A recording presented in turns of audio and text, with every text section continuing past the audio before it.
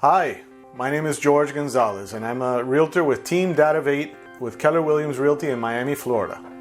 Have you ever asked yourself, are we in a buyer's market or in a seller's market?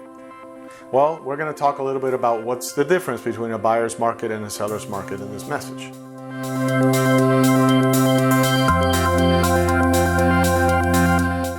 Have you ever even heard buyer's market, seller's market? I get questions all the time asking me, hey, how's the market?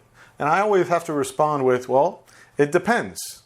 It depends on if you're buying or it depends on if you're selling. It depends on if your house is a $2 million house or a $500,000 house.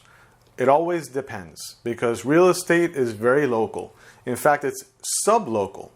One of the things that I think I can help you with is to understand that buyer's market, it only means that buyers have more control in that market. They have the cards. They have more control in what they're getting for their money.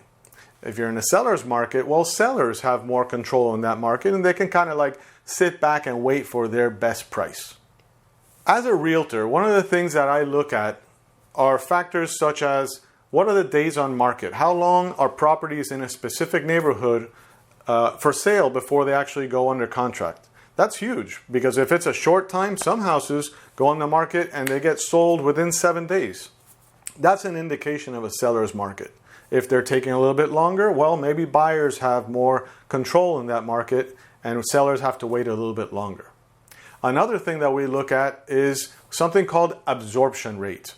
It's a reflection of something also we in the industry called inventory.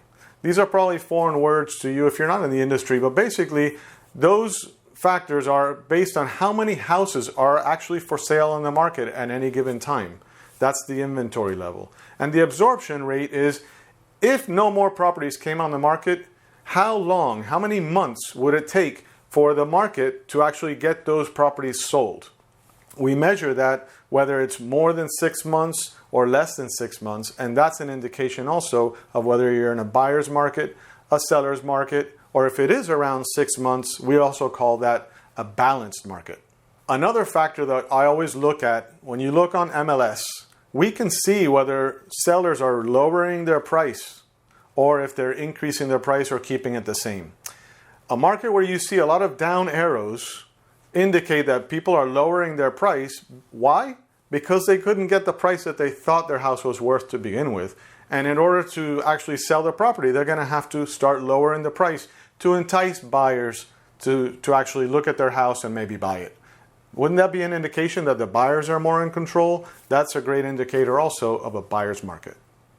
What I'd like to offer you is a specific look at your property or in your market, your submarket. You might live in an area that is affected by either a buyer's market or a seller's market. Only looking at the data in your specific market can we figure out where you're going to be. Are you going to be holding the cards or are you going to be subject to, the buyer or seller being in more control? So if you want more information about your specific situation, give me a call, send me a text, or shoot me an email at the contact information that you can find below. And I look forward to talking to you again soon.